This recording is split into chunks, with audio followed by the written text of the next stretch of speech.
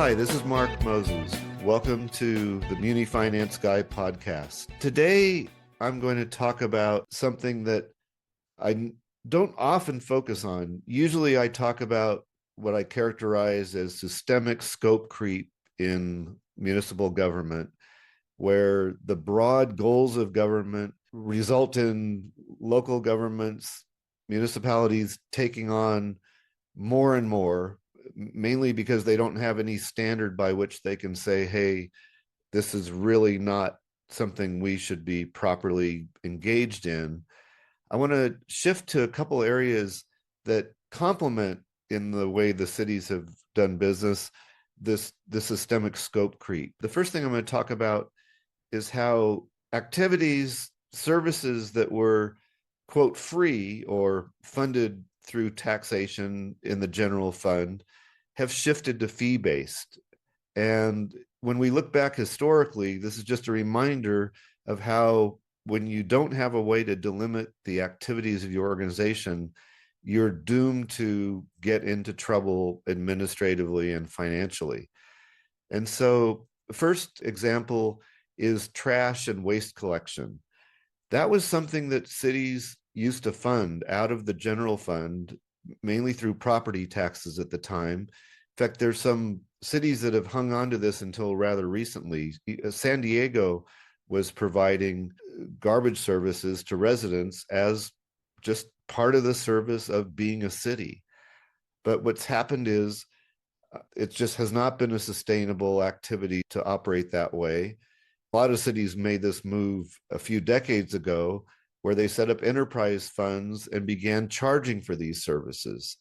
So you still pay your general taxes, and in fact, increasing general taxes. And yet now these things that were so important for the city to provide and advertise as being something that people deserve, that's going to be a public sanitation issue, health issue, if people don't have their trash removed, we have to make sure that's done. Otherwise, it just won't happen, is the premise on which this is operated. And then you wind up with garbage service provided by the city under a fee structure. And then the city maintains monopoly oversight of these activities, and now is often contracting with private suppliers, but it's under the city umbrella, under the city rules. And what you wind up having is people now pay more than what I would argue is more than a market price, or at least a market price, for these activities. And yet the service is not the kind of service you would get under a competitive environment. My second example of how activities have moved from free to fee-based is parks and recreation facilities. That used to be one of those things where, well, people should be able to enjoy the parks. This is provided by the city. Parks are free.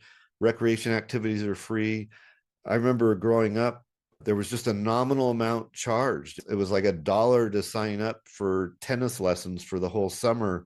And so the cost was not even a beginning of a reimbursement for the activity. It was more like an accounting feature to pay $1 or 50 cents for a recreational activity. And the parks were ostensibly free. Basically, that was the kind of culture, and that was the way it was advertised. But again, cities are not good at maintenance, about projecting long-term necessity to keep facilities in good order. And so when they deteriorate, they learn that this free kind of service is, again, not sustainable. And so now you have cities charging for their recreation services, charging for some of their parks, and trying to recover through fee charges, trying to offset the cost of what they've taken on. Parking is another example. Parking was just like a right to have a place to park your car downtown. And whenever a city goes through a process of installing parking meters, there's a lot of people are upset. The businesses that used to be able to leverage the, quote, free parking because it was convenient for people are upset. People that have to pay for parking when they didn't have to pay prior because they got accustomed to this free parking, all get upset when this is monetized. And yet it was never really free. There was always a cost of maintaining the streets, and there was always a potential supply and demand issue in terms of demand for those spaces. And it's predictable that the cities would eventually come to this realization as the downtown grows, as the city grows. And then another final area I wanted to mention is administrative cost recovery. Services that were just a routine part of government, like getting a building permit, a copy of a legal document, zoning variances, even fire inspections, all now have a full cost recovery philosophy behind them. And I know when I worked in local government, that was a key thing, was to recover all costs. And if you're recovering all costs, then what are the general taxes for? And we know through our discussions what they're for: supporting an ever expanding scope of activities. So those are examples of the kind of things that used to be, quote, included in the cost of government, but now require a fee or some kind of chargeback.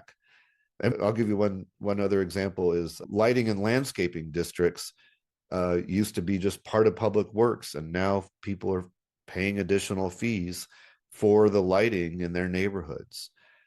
So now moving to services that cities used to provide but no longer do. Historically, we had municipal public bathhouses, swimming pools. Those were just typical things offered, again, under the city's general fund revenues. Those have gone by the wayside, and those are fee-based now. We even had municipal hospitals several decades ago, but most of those have been either closed or sold to private healthcare systems. Public health clinics used to be much more common in terms of city-operated facilities. Now counties have taken over some of this, but nonprofits are really where these things have shifted because the general funds could never really support these activities long term.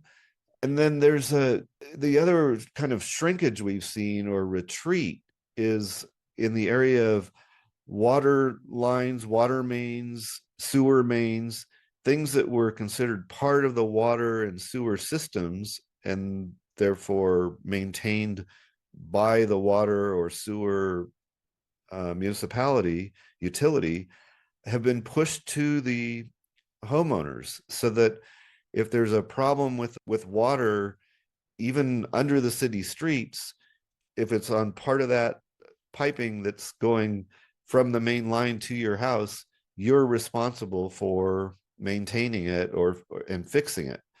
Another issue that comes up is city planted trees that are on the city property, in the city sidewalks. When they start affecting the sidewalk and causing problems with the sidewalk and need repair, when those are outside a residence, the residents are now either partially or sometimes fully responsible for the damage caused by these trees. And trees is a huge, huge liability issue for cities, which is why they're trying to push this liability out to property owners, because they were in a mode of expansion and planting trees and encouraging trees, again, without thinking about the long-term issues, the long-term liabilities, the long-term maintenance. I think the pattern that we see here, the theme that we see here, is when cities start these activities, they're done in the name of equity, public health, necessity, as if there's no other way to provide the service. Then over time, because sometimes they artificially try to keep the cost of these things down, they don't really look for the long-term maintenance of the assets. And we're starting to see this now because these systems are now, these water systems, wastewater systems are now 100-year-old systems beginning to fail. And so now we see a lot of bond activity where cities are having to issue bonds to shore up their water and wastewater systems. So that's just something that happens when you politicize the rate setting. and people are elected on a premise of keeping rates down, when what they're really doing is abusing the utility that they're supposed to be managing.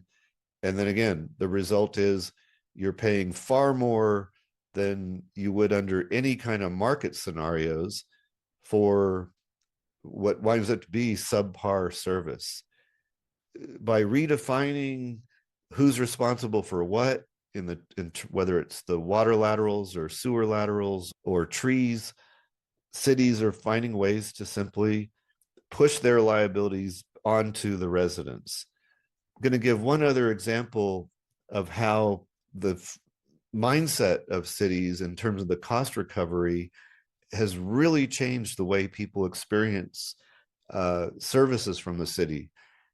30 years ago, 20 years ago, even maybe 15 years ago, if you had a friend visiting, that friend got into a car accident in town and needed fire response or emergency medical response, fire department would respond. That would be the end of it. Now, sometimes it's referred to as a crash tax, where the fire department is now billing. Initially, they'll look to insurance companies to bill for these services for people who live out of town, but they're even going after individuals to collect and offset their cost of doing business. Whereas the premise of the government set up in the first place was that it needed a city fire department under the tax structure to provide these services. There's a lot of scrambling here in cities, whether it's this retreat from services that used to be free, pushing liability that used to be the city's responsibility, or finding ways to charge for things that they just didn't used to charge for. So I think as we look back over the last 40, 50 years, we can really see how the cities have gone from just a few departments to several departments with a whole expansion. And this is why city finance has become so complicated and why there's so many funds, because rather than just have one simple fund to provide government services, we've got enterprise services, we've got recovery, fee recovery, we've got grant activity, we've got all these different ways the cities are funded. And it's made it difficult to manage, difficult to budget for, difficult to understand. What really needs to be done here is two things. One, a rollback of the things that the city should not have gotten involved in the first place, and a sunsetting of those activities, and far more realistic scrutiny whenever anybody proposes that the city should take on a new service under the umbrella of that municipality. Thank you.